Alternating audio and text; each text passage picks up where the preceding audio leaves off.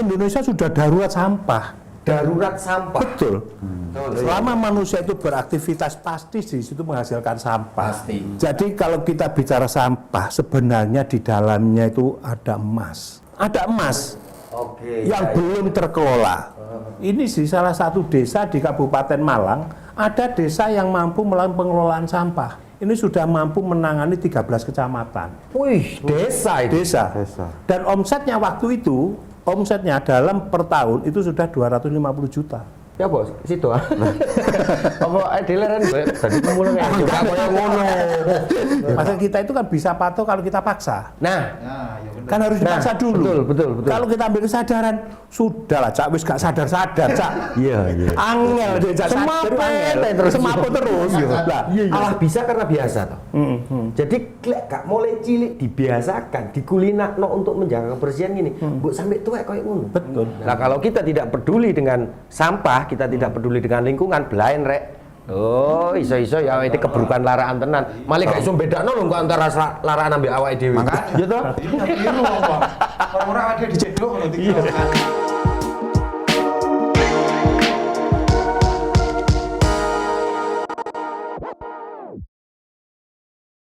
Assalamualaikum warahmatullahi wabarakatuh. Nah, ketemu maneh nanggone PWI Jember Podcast. Dina iki dibarengi ambek Cak Yakub, wartawan senior. Sing situke hilang. Gitu, situke hilang karena ada tugas negara. Cak iki dino iki kita di episode ini kita mau membahas apa? Lumayan istimewa bahasannya. Loh, ya harus loh. Setiap PWI Jember podcastnya yo ojo hal sing receh, harus sesuatu yang istimewa. Karena berkepentingan dengan masyarakat banyak. Nah, istrinya kan memberikan informasi sekaligus juga edukasi kanggo masyarakat. Apa-apa sing kita bahas hari ini opo? Kita tentang awak dhewe to. Loh, ayo dilap sama sampah. Aku langsung ngerti.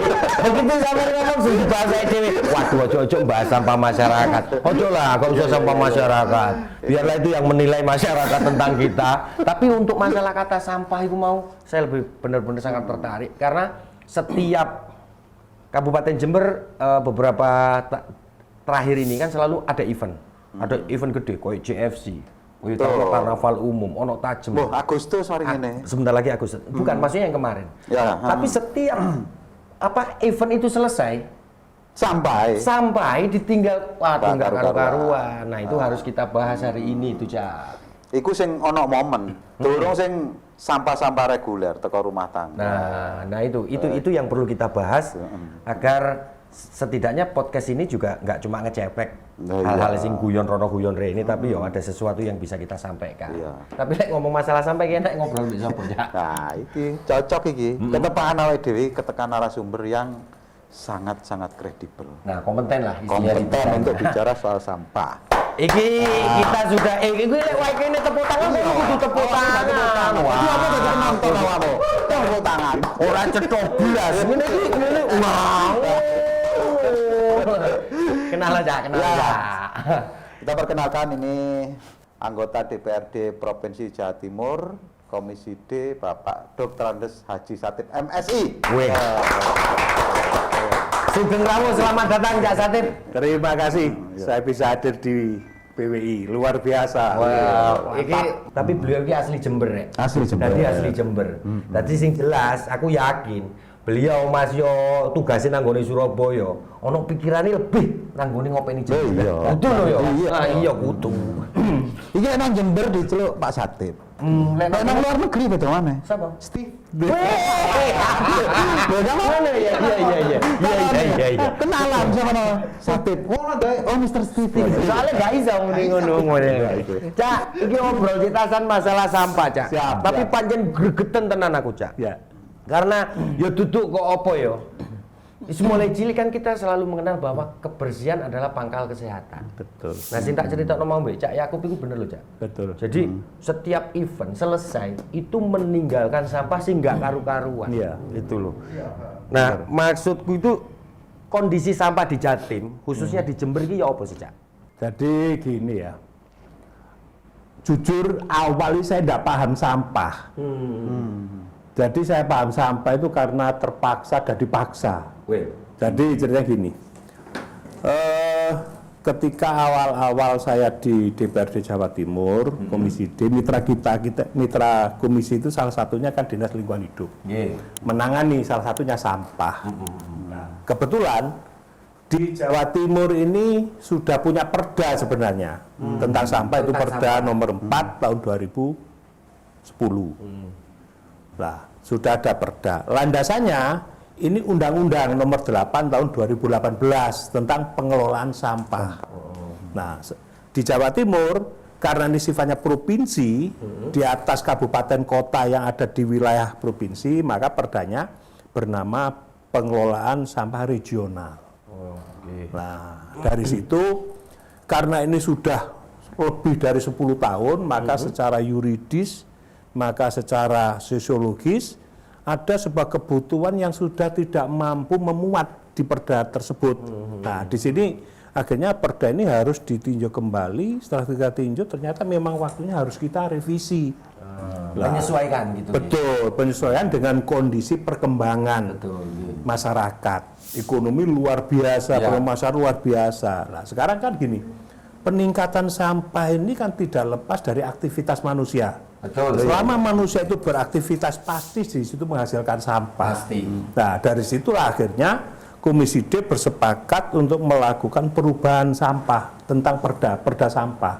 Nah, di situ saya ditunjuk selaku ketua Pokja, kelompok kerja perubahan perda nomor 4 2010. Nah, akhirnya dengan sekian waktu yang cukup lama baru November kemarin berhasil kita gedok per November menjadi Perda nomor 9 tahun 2022 tentang pengelolaan sampah regional di Jawa Timur. Nah, kalau Cak Londo, Cak Yakub takon, misalkan gini, Jawa Timur itu apakah sudah darurat sampah kok sampai ada perubahan kan gitu ya? Ini sebenarnya bukan hanya Jawa Timur, Indonesia sudah darurat sampah. Darurat sampah. Betul.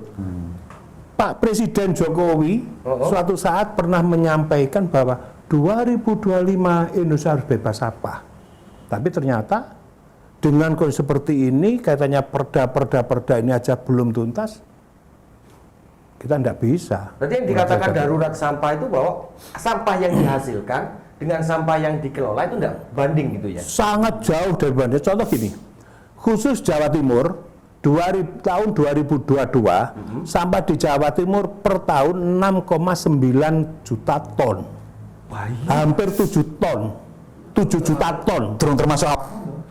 Yo. Jadi Jawa Timur dalam tahun 2022 itu hampir 7 ton. 7 juta ton maksudnya. Per tahunnya. Per tahun. 7 juta ton. Nah, dari 7 juta ton ini yang mendapatkan penanganan itu baru 74%. Penanganan lo ya. Penanganan. Belum pengelolaan.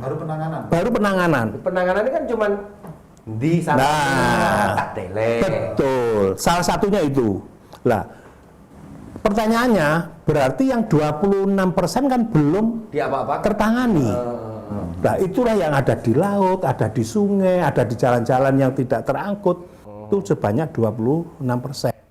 Lah, sekarang yang sudah penanganan 74%. 74% masih dibagi lagi. Yang mendapatkan pengelolaan itu baru 54,9%. Anggap 55% pengelolaannya. Berarti 3, sekian juta ton. Nah, kemudian dari 74 dikurangi 59%, sisanya ini baru penanganan. Nah, penanganan ini mohon maaf, dulu Jember, mohon maaf, seperti yang dilakukan di Jember. Jadi masih penanganan, Jember masih penanganan. Dari TPS ke TPA, di TPA itu kan sudah ditumpuk. Betul.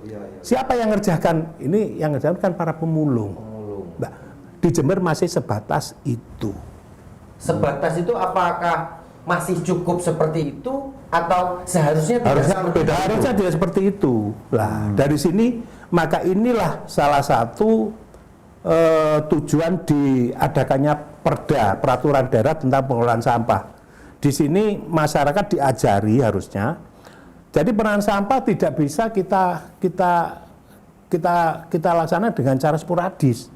Ini harus kita tangani secara komprehensif, secara menyeluruh dari hulu sampai hilir. Nah, sampah hulunya kan rumah tangga. Ya. Nah, dari sinilah perlunya sebuah perda yang mengatur bagaimana rumah tangga ini mulai peduli terhadap sampah. Cak, Contoh perdane, Cak, untuk sing gawe rumah tangga itu kayak apa? gini ya, sebentar.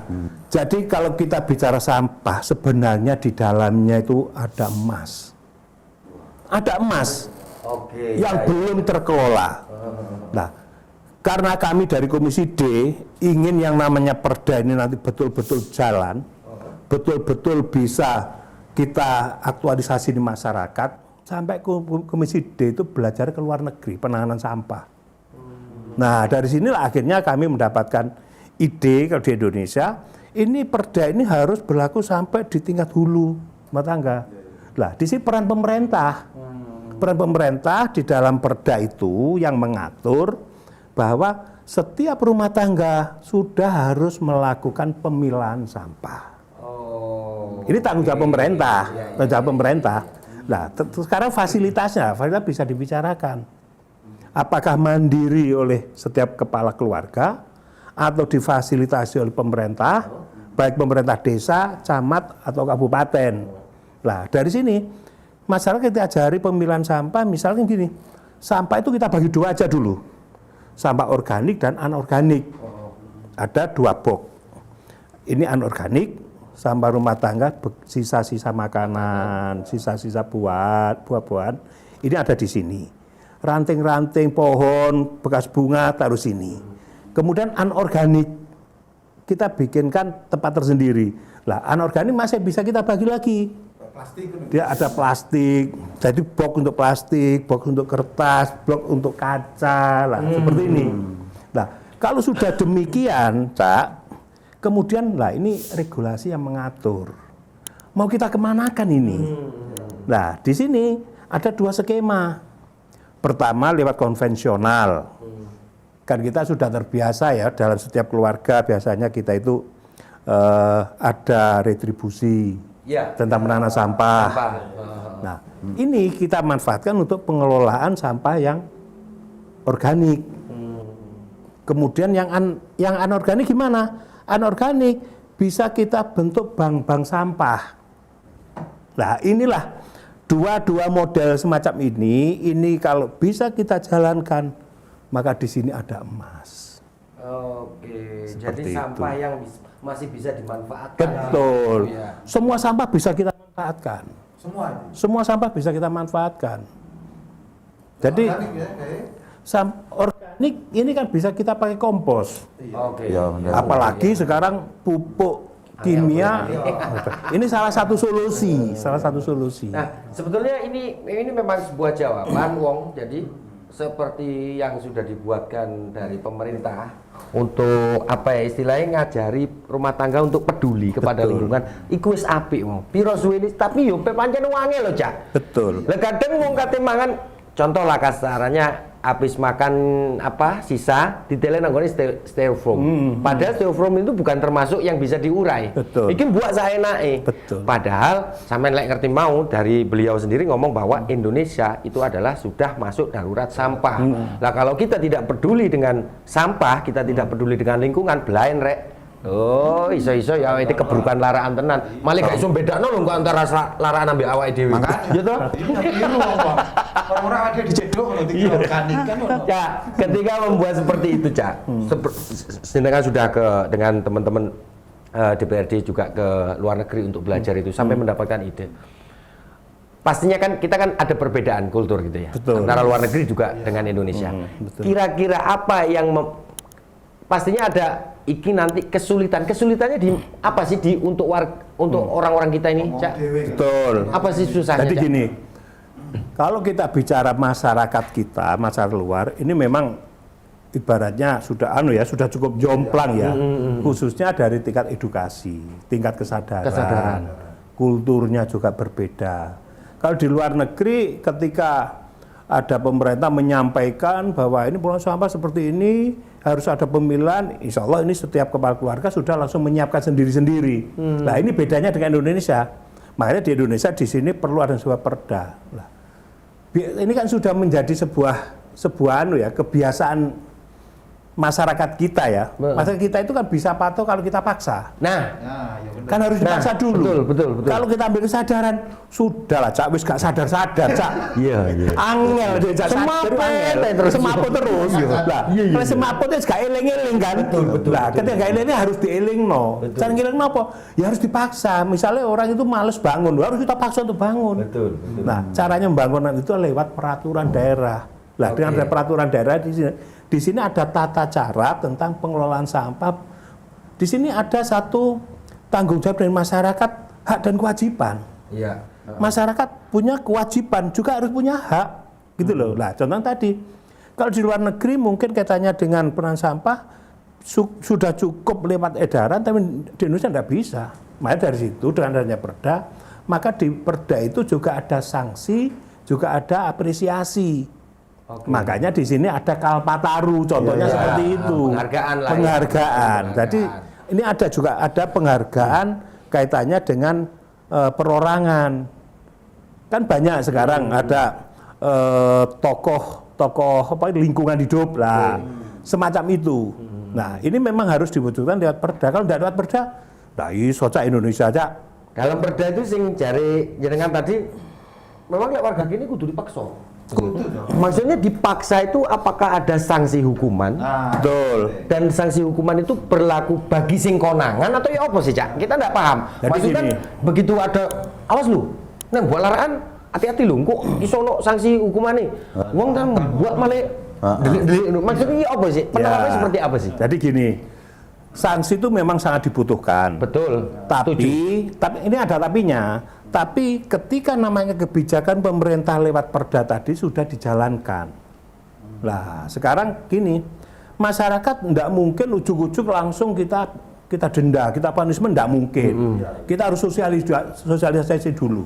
Nah, sekarang yang menjadi persoalan, belum semua kabupaten kota di Jawa Timur punya perda tentang sampah. Nah, sekarang payung hukumnya itu kan undang-undang. Undang-undang tentang pengelolaan sampah nomor 18 tahun 2008. Kemudian di provinsi ada perda pengelolaan sampah nomor 9 tahun 2022. Baru kemudian di kabupaten harusnya ada perda semacam itu juga. Nah, ketika perda sampai di tingkat kabupaten, ini kan otomatis tidak boleh bertentangan dengan perda provinsi. Perda provinsi tidak boleh bertentangan dengan undang-undang. Nah, ketika ini sudah selaras, kemudian kabupaten kota di Jawa Timur menjalankan itu seperti yang ada di undang-undang, seperti ada di perda provinsi kabupaten, ini sudah dijalankan, baru ketika sudah dijalankan lewat sosialisasi terpadu, kontinu, kemudian masyarakat masih melakukan kesalahan, baru disitulah punishment dilakukan. Tapi juga tidak ujuk-ujuk, ada tahapannya kan gitu. Pertama diingatkan dulu, kedua diingatkan, ketiga baru punishment kan gitu. Oh, lek wong ade dielingno gak iso. Cuma dielingno iku sing susah. Sekarang gini, Cak. Mungkin kita ingat, dulu itu kan pernah ada operasi justisi. Betul, Modelnya seperti itu. Sekarang kan hilang tuh justisi. Ya. Nah, kalau justisi berarti yang nanti yang berada di depan Satpol PP. Betul. Apakah tidak bisa Satpol PP juga membawa aparat hukum yang lain? Jadi gini, di dalam perda itu juga diatur, ketika ada pelanggaran dari masyarakat, ini Satpol PP mempunyai hak dalam rangka menyidik. Oke. Setelah disidik maka diserahkan ke APH. Benar nggak tingkat penyidikan dilakukan oleh Satpol PP tadi? Baru yang ngambil keputusan di APH-nya. Misalnya polisiannya. Tapi di sini kan Satpol PP itu kan polisinya perda, Cak. Betul. Jadi perda itu yang mengawal adalah Satpol PP. Sehingga setiap di sini ada kesalahan masyarakat kaitannya dengan pelanggaran perda, maka Satpol PP lah yang mengambil keputusan orang ini disidik atau tidak. Nah, seperti itu. Cak, selama pansus ya, itu kan biasanya kan studi banding. Ya. Entah di dalam negeri, entah di luar negeri. Kira-kira dalam negeri ini wis ono enggak sing ideal pengelolaan sampah ini? Contoh-contoh daerah mungkin sempat mendatangi Cak Satu. Kalau di Indonesia, itu sudah banyak. Kita bicara Jawa Timur sudah ada kok. Ada ya. Surabaya sudah melakukan pengelolaan sampah. Kota Malang sudah ada pengelolaan sampah. Nah, Terus kemudian di dalam perda itu sendiri ini juga memberikan ruang seluas-luasnya bagi kalangan swasta. Nah, kalau sudah kalangan swasta, ini bukannya swasta murni. Ini di salah satu desa di Kabupaten Malang, ada desa yang mampu melakukan pengelolaan sampah. Salah satu desa di Kecamatan Dau, itu sudah mampu mengelola sampah 2020 awal, waktu saya kunjungi ke sana, ini sudah mampu menangani 13 kecamatan. Wih, desa itu. Desa. Dan omsetnya waktu itu, omsetnya dalam per tahun itu sudah 250 juta. Awal tahun 2020 desa. Nah, ini akan menjadi luar biasa hebat nanti kalau Jember mampu berbuat seperti itu juga. Lewat BUMDes-nya. Nah, nanti BUMDes ini nanti saya ingat ketika PWI bersama Pemkab melakukan publik dialog publik di Pendopo, itu kan saya juga narasumber. Itu informasi dari Pak Bupati, di Jember ini sudah ada lebih dari 80 bank sampah. Oke. Nah, sekarang pertanyaannya gini, dari 80 bank sampah ini sejauh mana pemerintah terlibat dalam mereka mengarahkan? Jangan sampai bank sampah ini berdiri tapi tidak punya induk, kehilangan induk. Akhirnya kan jalan-jalan sendiri-sendiri. Nah, ini eman. Nah, ini dibutuhkan ada induk, bank sampah induk. Bank sampah induk yang mesti ya tinggal kabupaten, kabupaten. Nah, kebetulan gini ya, saya sampai saat ini dalam rangka ingin berhasilnya perda sampah, saya sering studi banding ke beberapa perusahaan yang melakukan recycle.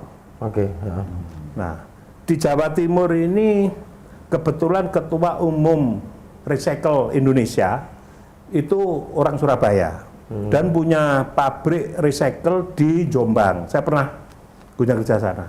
Nah, mereka juga menerima plastik-plastik untuk didaur ulang di sana. Nah, ini misalkan bank sampah di Jember ini bisa terkoneksi oleh satu bank sampah induk, kami bisa nyambungkan dengan pihak Asosiasi Recycle Indonesia yang dari Surabaya untuk melakukan edukasi.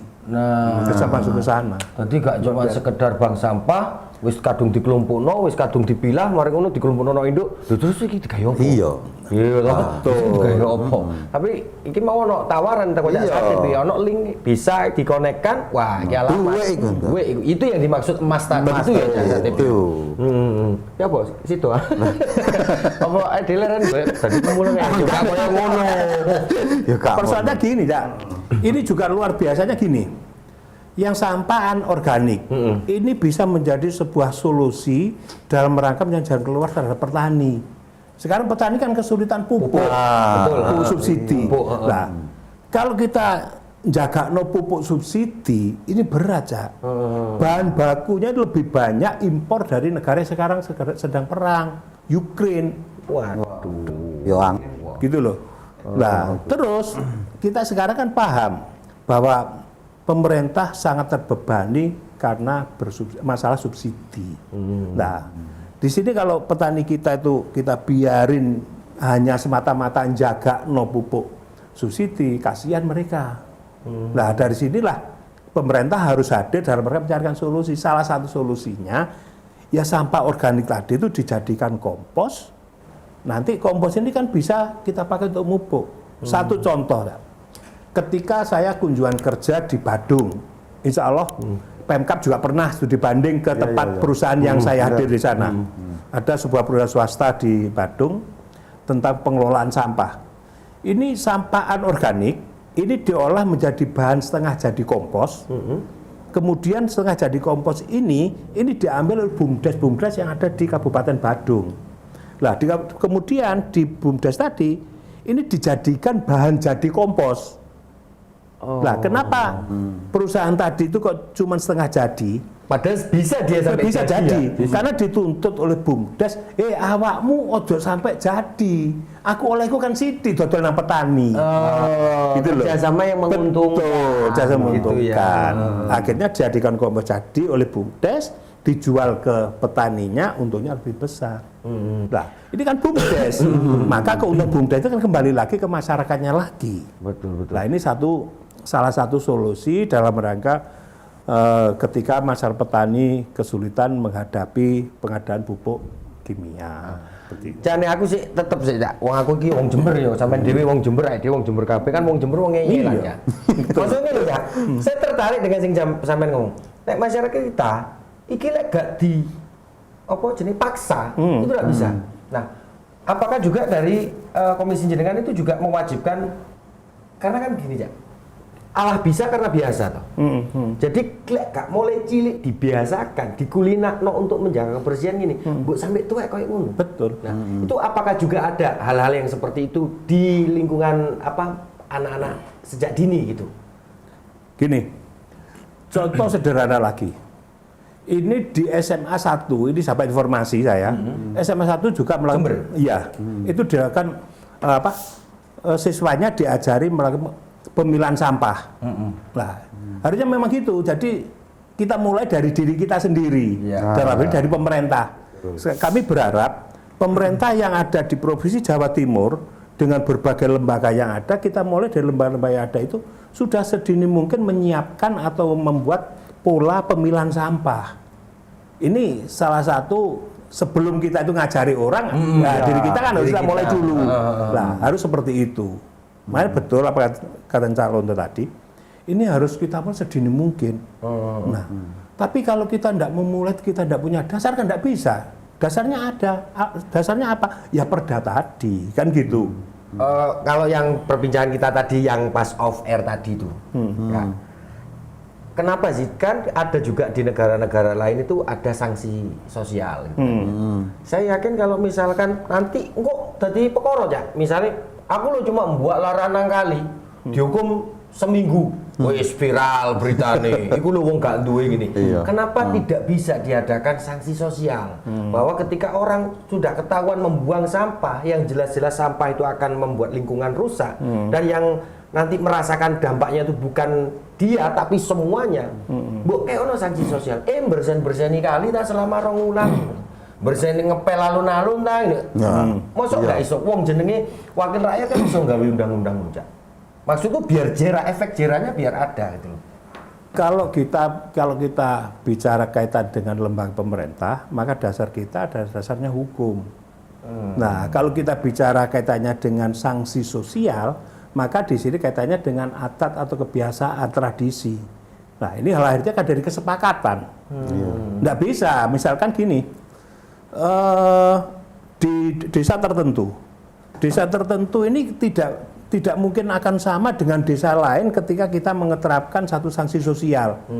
Misalkan desa A ini kalau tidak ada sosialisasi atau kesepakatan dulu masyarakat, misalkan masyarakat dipimpin oleh perangkat desa di situ bikin satu kebijakan tentang penanganan sampah. Karena mungkin di daerah tersebut belum ada perdanya. Karena sampah harus kita tangani, maka kita harus punya alat dalam rangka memaksa masyarakat, yaitu dengan sanksi sosial. Itu bisa dilaksanakan seperti itu, tergantung kesepakatan masyarakat. Jadi kalau sosok gregetan lek sing operasi justisi ku, ada nih koyo kemarin yang masker. Betul. Alih-alih masker, ngapalno Pancasila, push up, malah digawe sesuatu yang viral. Bangga lho rasane tekon push up itu. Malah digawe. Iya malah dadi weh aku terkenal. Lu terkenal sing elek kok yo. Seneng iki maksudku koyo ngene. Ya bisa menurut sampeyan. Ya oleh RT-mu coba sanksi sosial. Aku kok sih kena. Wong dulu aku kok dulu larang. Tapi bagus itu, Cak. Kalau memang ada sanksi secara yuridis, formal hukum, ada sanksi, kemudian dilapisi sanksi sosial lebih bagus, seperti yang terjadi di Bali. Di Bali kan ada sanksi sosial karena di situ ada desa adat. Nah, desa adat kan bisa mengeluarkan kebijakan tersendiri. Dalam wilayah tertentu. Iya, wilayah tertentu, asalkan tidak bertentangan dengan kebijakan secara umum pemerintah, kan gitu. Yang sifatnya nambahi kebijakan atau memperkuat, itu bisa. Begitu kan karena ya kan suatu undang-undang itu kan misalkan memang sudah darurat, kan ya kudu keras ya. Loh, ya pastilah. Karena sudah darurat sampah, ini mbuh bicara nih. Pokoknya warga membuat larangan wis kudu ngene kudu ngene. Ya. Masuk gak iso, Cak? Tapi bisa, semuanya muaranya akan ke situ. Cuman persoalannya kan gini, pemerintah ada itu kan untuk melayani masyarakat. Ya, Jadi bagaimanapun juga, sekeras-kerasnya sebuah sanksi itu tetap harus lewat mekanisme sosialisasi dulu. Tidak bisa serta-merta ada sanksi langsung dijelaskan, tidak bisa. Kayak Jawa Timur sendiri, Cak, kan perda kan wis didok ya. Ya. Wis tindak lanjutnya seperti apa ya sampai sekarang? Ini kita Jawa masih Timur. tatanan sosialisasi sambil menunggu pergub. Pergubnya kan belum keluar.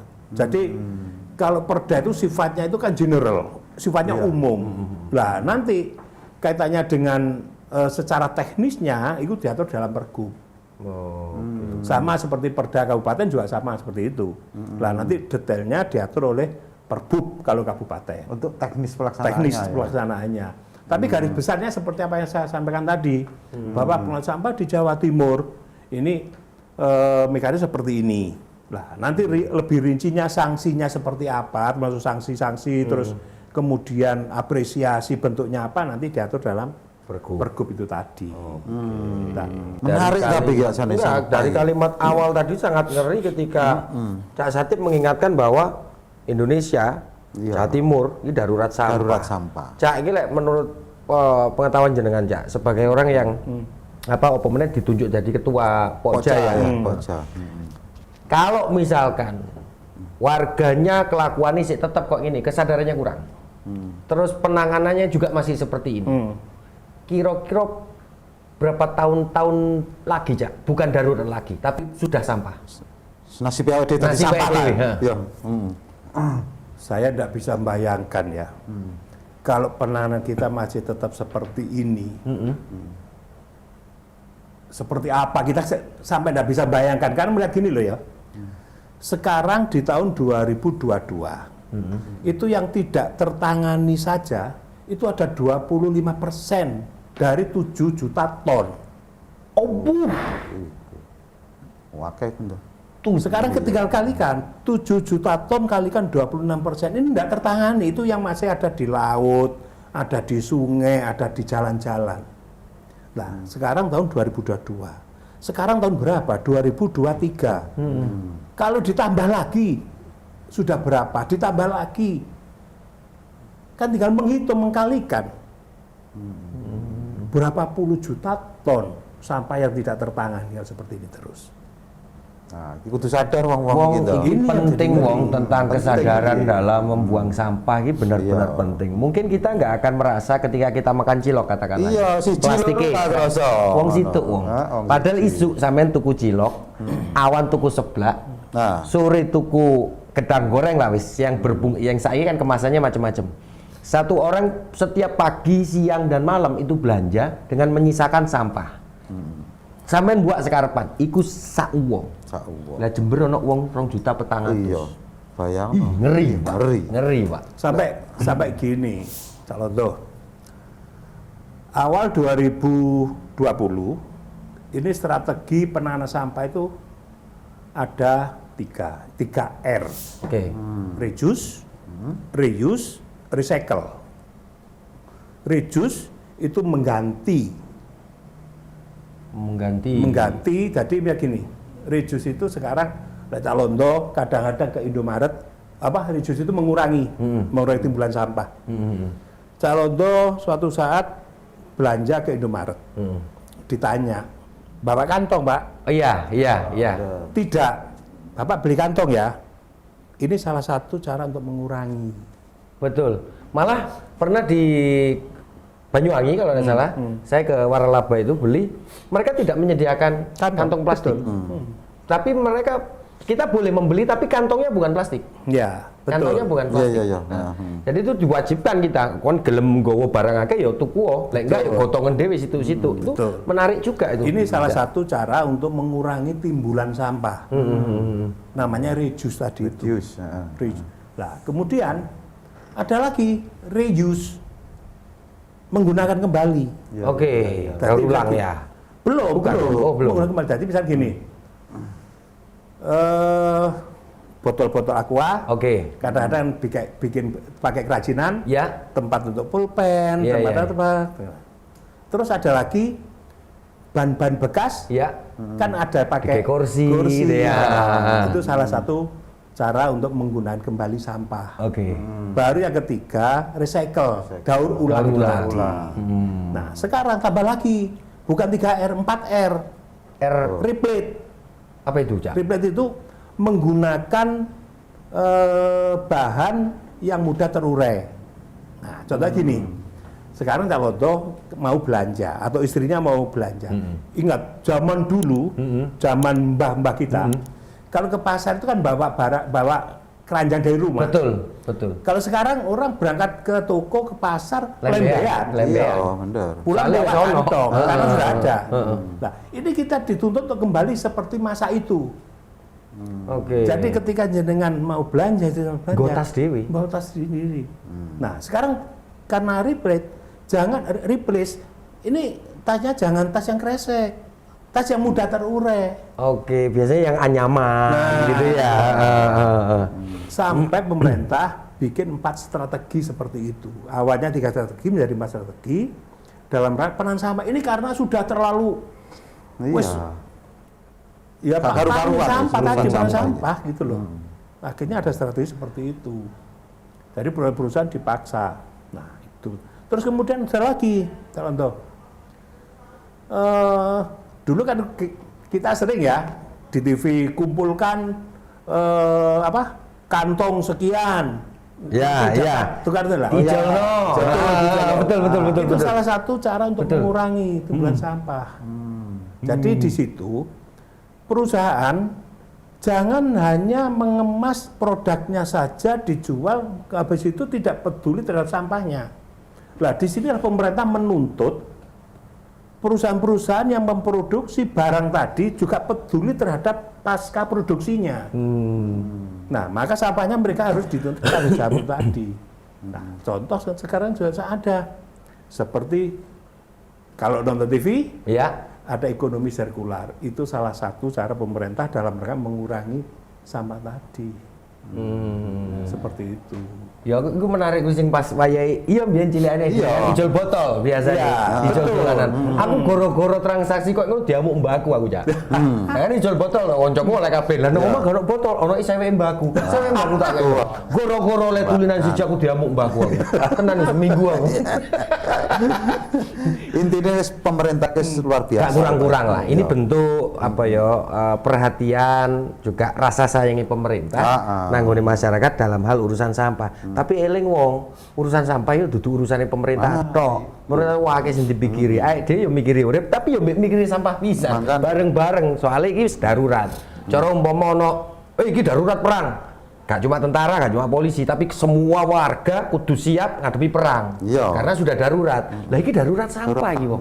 Ojo cuma ngandel pemerintah tok, tapi ya awake dhewe juga nyengkuyung bareng ya apa carane ngilangno apa mengurangi lah sampah iki. Cak terakhir nopo pesene jenengan, Cak? Iya. Untuk kanca-kanca, Cak. Nggih.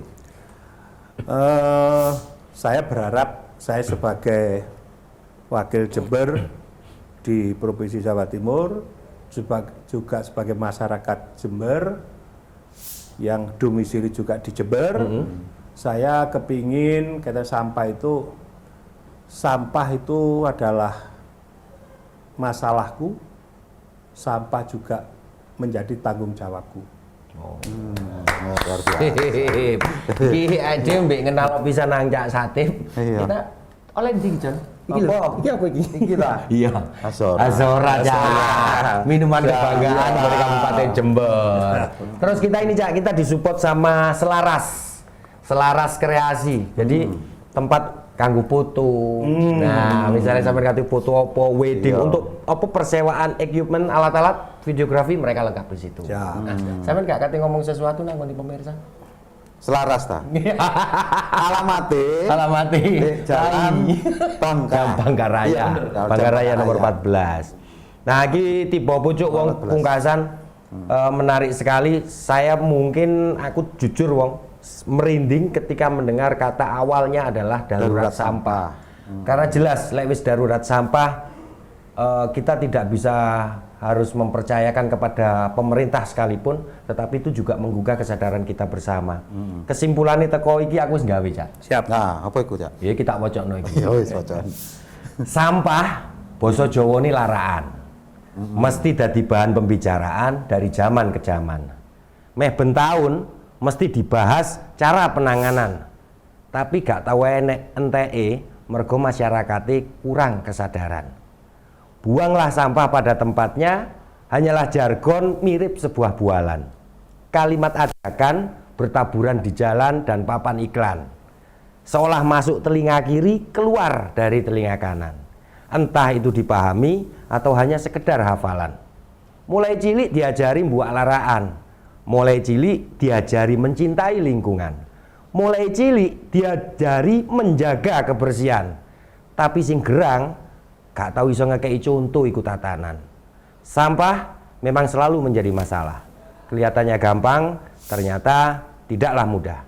Sampah bukanlah hanya urusan pemerintah, tapi urusan kita semua untuk membuat bumi menjadi indah. Mau? Waktu makso kok datang dari wingi podcast gak situ. Waduh mikir kita di bawah. Catip matur sembahun rawuhnya dalam PWI podcast Jember. Pencerahan nih gitu. Pencerahan nih. Pencerahan banget. Ben-ben lek teko jok bahas ngeri-ngeri ya. Aku tetep kepikiran loh kita sudah sampai gitu. Tak elingno iki kanca-kancaku. Rek, ayo ini adalah kesadaran, butuh kesadaran kita bersama. Ini bukan masalah main-main karena biyen tahu ono kontainer teko isine laraan kondom. Nah, iso uga kan negara liya bingung buat laraan, buatin nang gone Indonesia. Sampai. Oh, bingung tuh malah bahaya gini. Nggih, iki wis tiba pucuk. Oke. Nah, kita wayahe pamit. Matur nuwun kepada Selaras. Matur nuwun kepada Azora Air Minum Kabupaten Jember. Matur nuwun kanggo PWI dan matur nuwun kanggo Cak Satip. Terima kasih. Wassalamualaikum warahmatullahi wabarakatuh. Waalaikumsalam.